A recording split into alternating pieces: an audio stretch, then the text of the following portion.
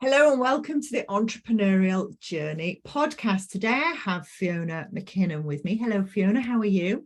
Hello Rebecca, I'm very well, thank you. Good. And Fiona are you founder and CEO? What's your title, Fiona? That'll do for today, yes. The person that wears many hats. Of the Moment company. And we were just saying before you came on that I know you from somewhere, as you're in Hove and I'm in Edinburgh. But we've met in London via the Scottish Business Network. So we have met in real life before COVID. So hello again. Hi. Right. Tell me what the Moment Company does, because it's really interesting. Let me turn my email off. Okay.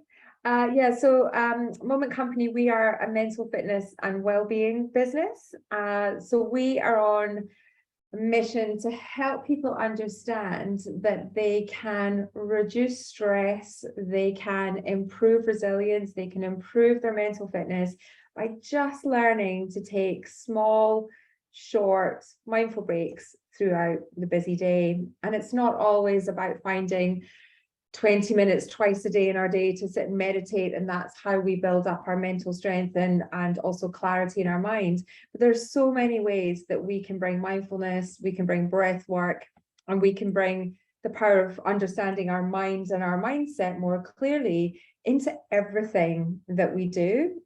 And really that was born out of our own personal felt experiences. So I always say the best testimonials for what we do is who we are as founders today, because we were very different people 10 years ago. Ooh, what sort of person were you 10 years ago, Fiona? I'm told, often we don't realize how we go through life, right? We just get up in the morning and we let the merry-go-round take us, and or like the waltzers, it spins us off wherever it chooses.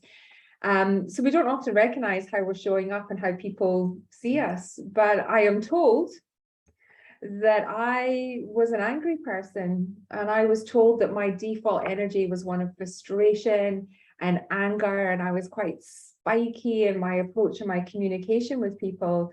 But obviously I had no idea of it, but it was because I was living and working in an extremely stressful environment. I was actually suffering from burnout. And when I look back on reflection, probably mental health issues, but I didn't know how to recognize it. I didn't know how to address it. And I certainly didn't have any of the tools in place to do anything about it or to speak to anyone, because in the corporate world and the startup world, you get on with it and you crush it and you don't say anything, and 24/7 is a badge of honor. So now on reflection, I can understand why that was how I was presenting myself, because I was internally and emotionally burnt out. Yeah, you look like the least angry person I've ever met, to be honest. Thanks. I've been working on it. Good. Okay, so what changed then? What made you less angry? Was it a course? Was it a book? What was the trigger that set you on this path that you're now on? Well, I would say that I don't recommend everybody does this by any way, stretch, or form, but it was complete physical and mental exhaustion and breakdown. It was when the rug gets taken away from you and you have to actually stop. I was forced to stop and redress the merry-go-rounds, the waltzer that I was on.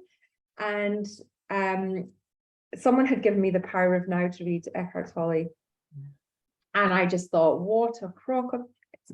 No, not for me. Nonsense, stuff in your mind. That's woo-woo. That's for somebody else. No. Mm-hmm. And the point is that the time that they gave it to me, I wasn't ready.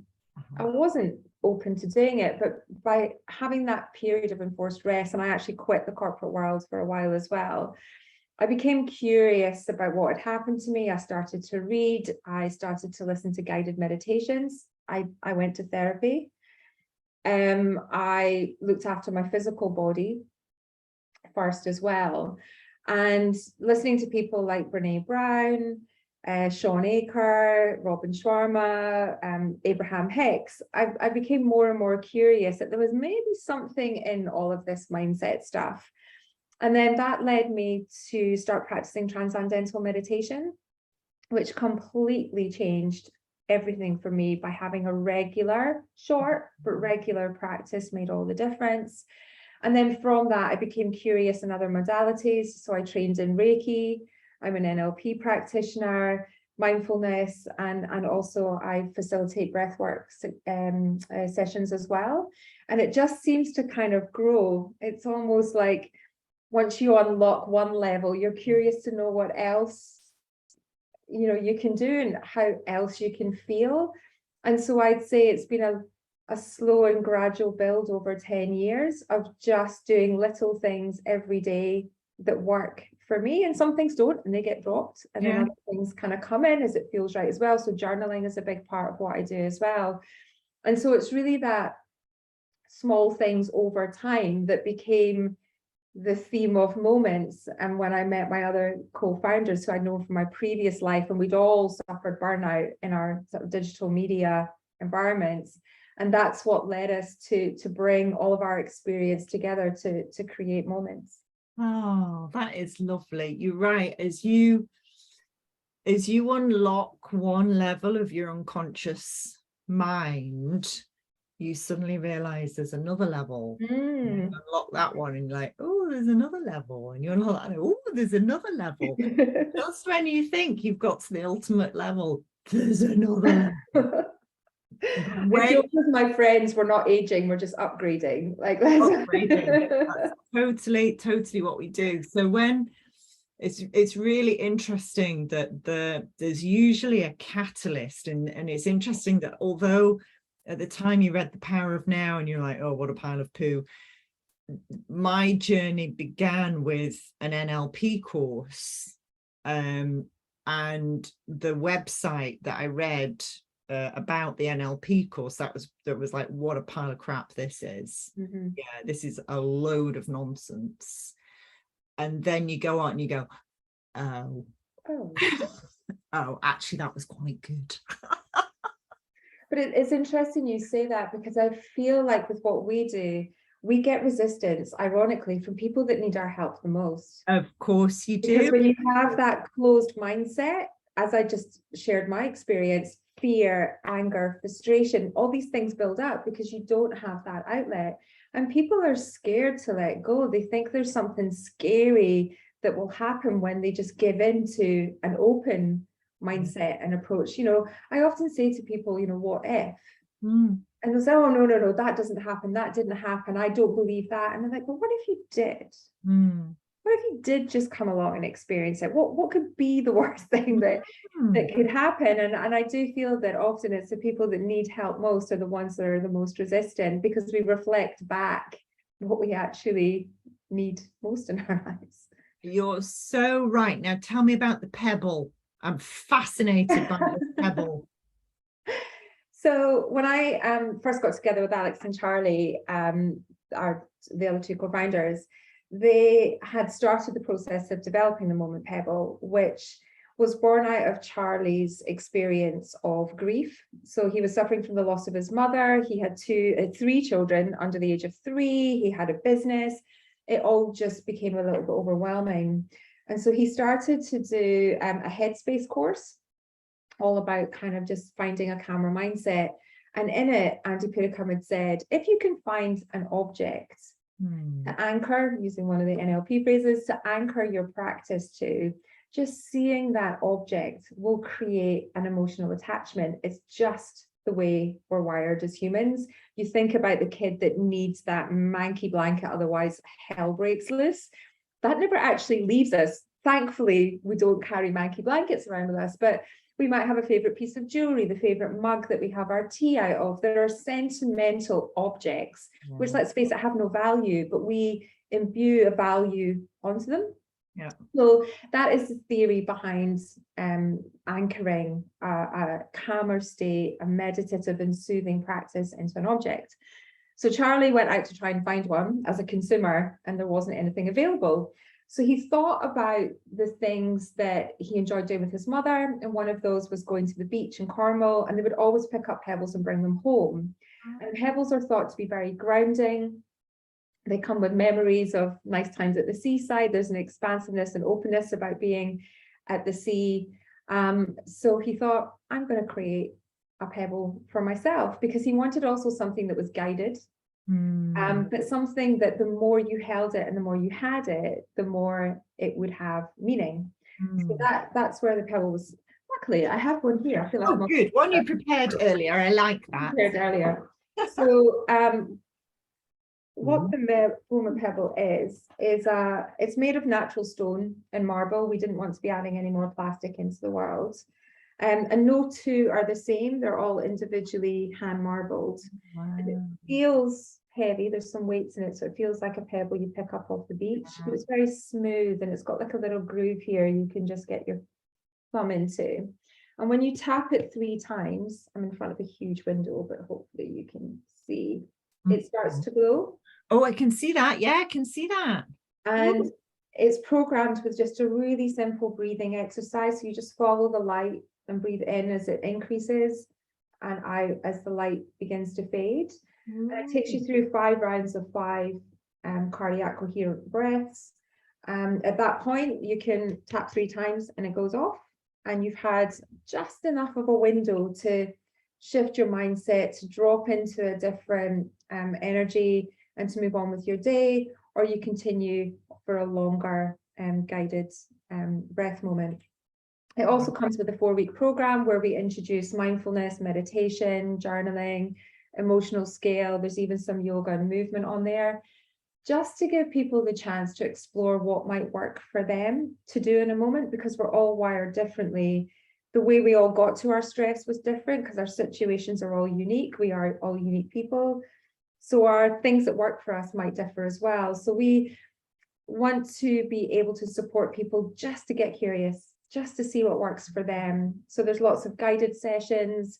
We do weekly lives where we do 5 to 10 minutes on a Friday and Monday, so people can check in and just take some time for themselves and just really support the fact that with just tiny little changes throughout your day, it can all add up to a big difference. Oh, I think that's amazing. I love that. What a wonderful idea. And it's so beautifully presented and packaged. Yeah, we're really proud of it. And also when we get feedback, when you create something physical in the world, it can be a scary thing being an entrepreneur in this space.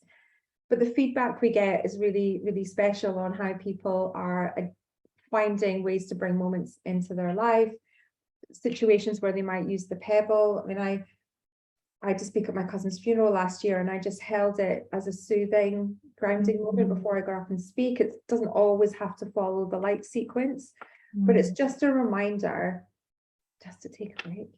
Yeah, nice. That's really nice. So, who are your clients? Who do you do this for?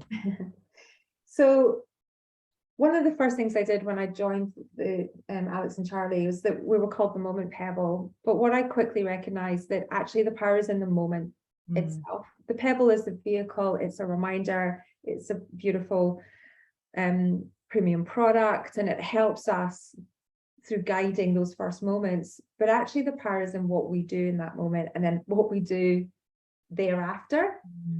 Are we nicer, kinder people? Are we thinking more thoughtfully? How can we use mindfulness in that space that we've created by taking a moment to show up in our relationships better? How can we feel happier? So what we've created is a series of program and workshops that sit around taking a moment. So the Moment Pebble itself is available for consumers to purchase. We're on all the usual Etsy, not on the high street, Amazon, and also on our own website.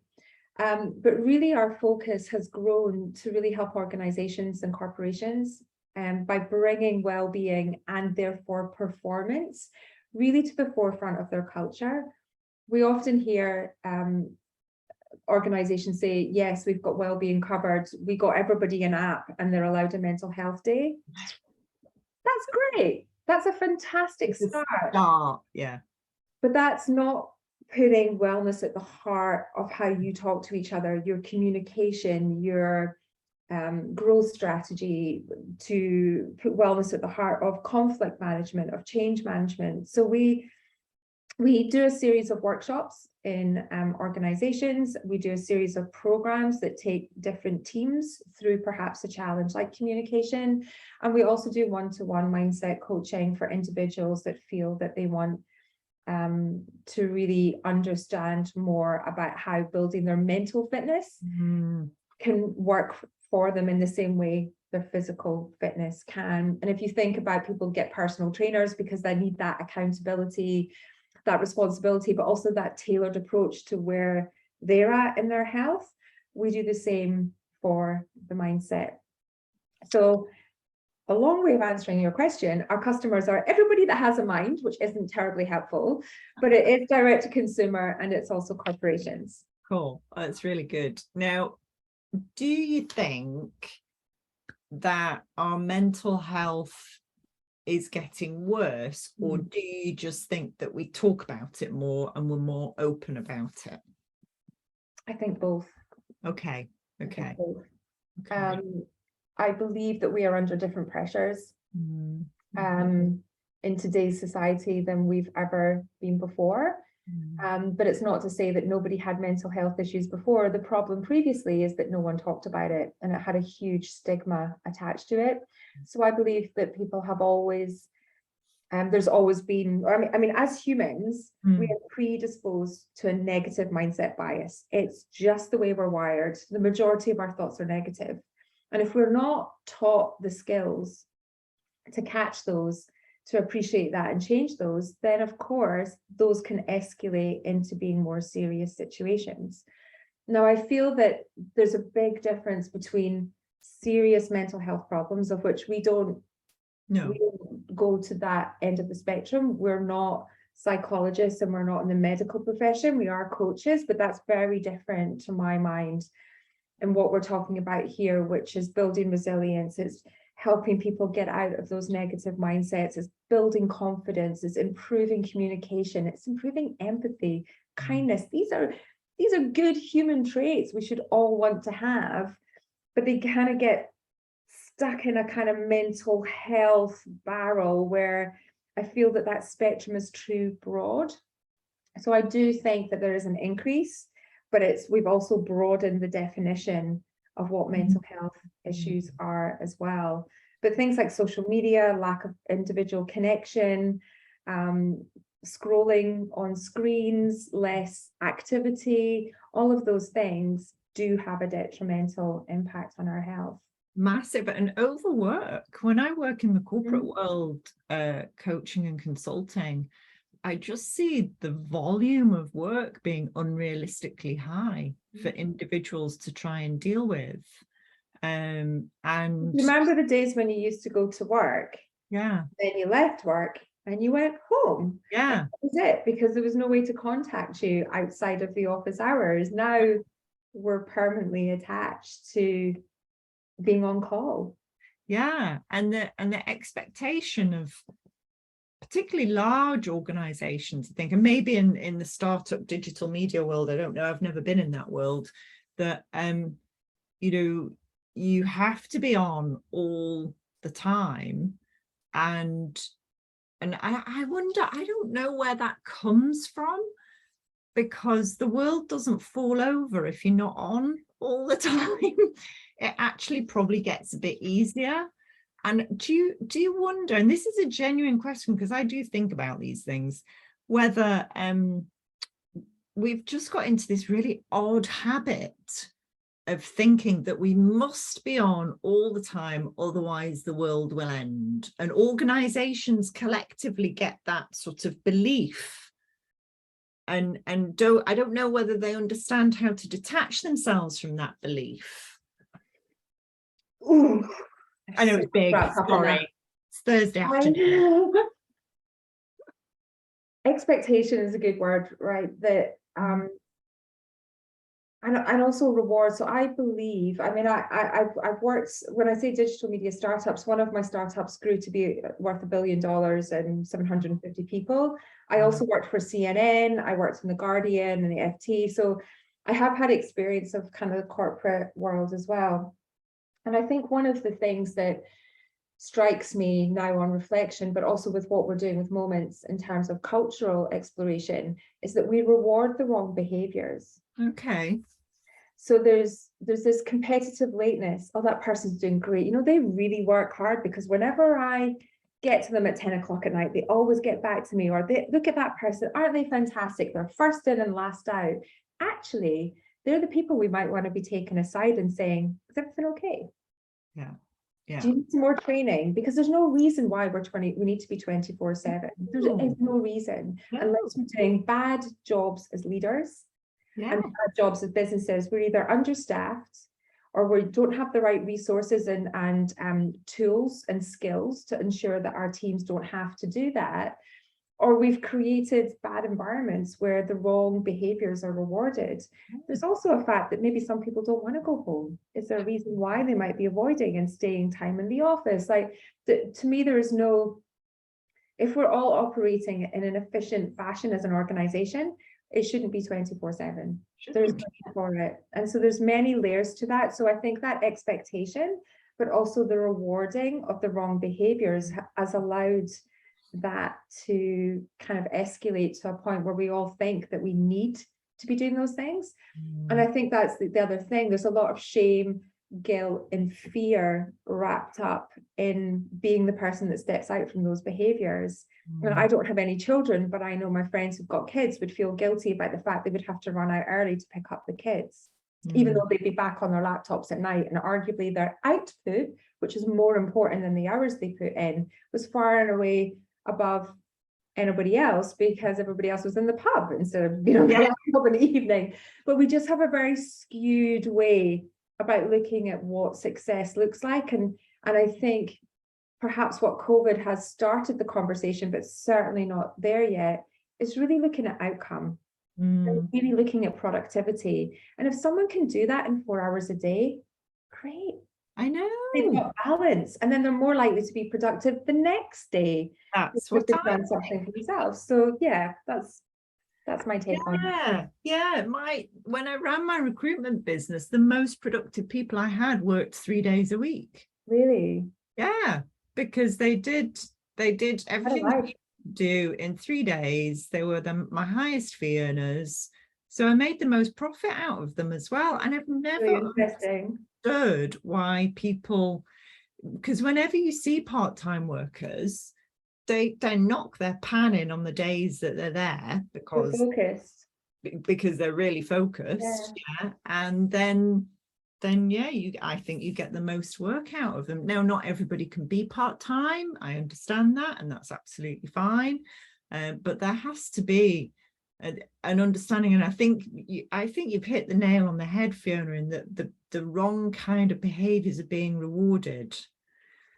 And I think until that changes, then we're not going to see much change. It's really interesting that people associate sort of this presenteeism we're still talking about that. I thought that had ended years ago, but it hasn't. Instead of, what are the outcomes you've created? And if the outcomes you've created are in line with our objectives as an organization, happy days, great. Exactly.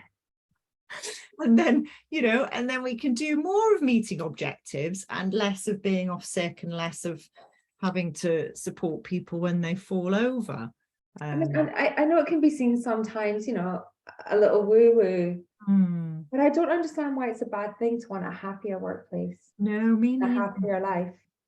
These are, these softer words, these more emotive words that are up on the great ends of the emotional scale, the joy, the happiness, the playfulness. They're kind of words that business don't want to be associated with. But actually, if more people felt like that and more organizations strive to have that as their culture, all ships rise. It changes nature, it changes behavior, it changes the way we reward people.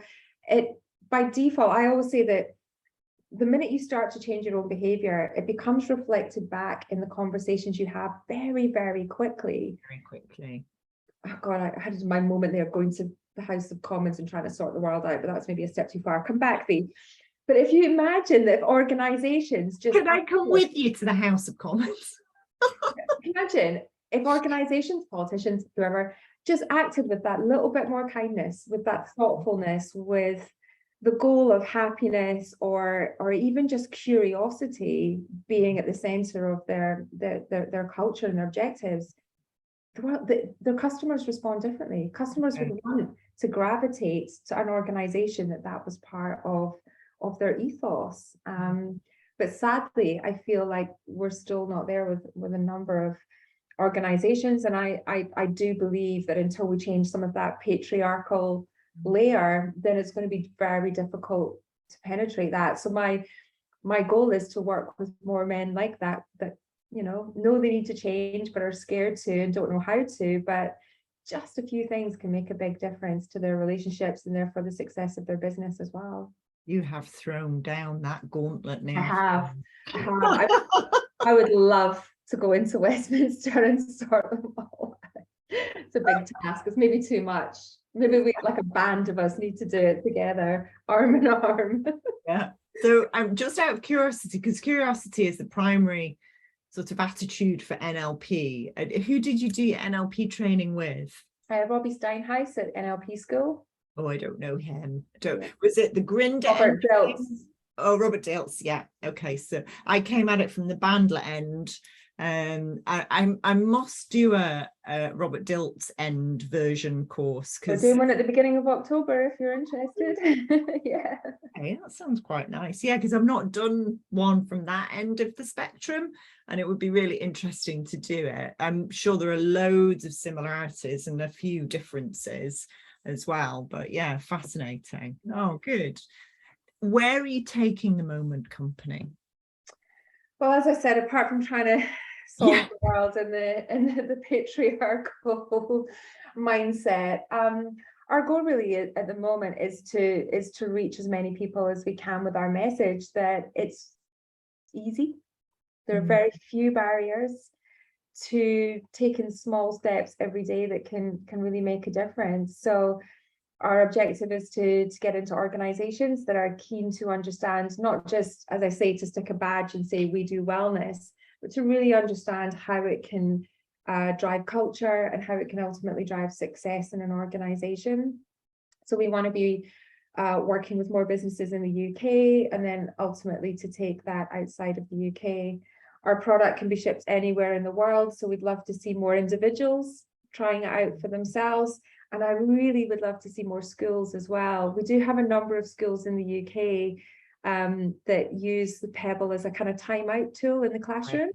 A way to break down the stigma of saying, I'm stressed, I'm angry, I don't know how I feel, but I need to take a moment. And I feel like the same way we could get the guys at the top, if we can get the kids of today more open and understanding about how to connect with their emotions, they're going to be the ones that change the world in 20 years' time. So kind of topping and tailing nice. Our audience that way. Well, it's good. Any children? Do I have children? No, do you work with any children? Oh no, I don't work. I have 3 of my own. That's plenty. Very much. I have worked with children. I've certainly worked with children as young as 9 with anxiety, and I call it perfectionism actually when I see it in kids, because they're so worried about getting things wrong that it produces anxiety. And I've worked with teenagers around anxiety and phobias as well. Yeah. And my best, the most wonderful result, because I'm a licensed trainer of NLP, and my best result was this young woman. She was 19, absolutely hemmed in by her anxiety and fears, wouldn't say boo to a goose, would barely go out, wouldn't give you eye contact, very underconfident. And she came on the 7-day licensed practitioner course with me, and she, by the end of it, she looked different, she sounded different, she went off to university full of confidence and hope, and it was like, yes, it's amazing. So the younger, you're right, the younger you can get people, the more you can set them up to understand that actually you can control Most people don't understand that you can control your brain. The only thing you can. I know. Everything else you can. You're not taught how to do it, are you? No. I only learned when I was 36, and it's like, why has nobody taught me this stuff? It's so cool.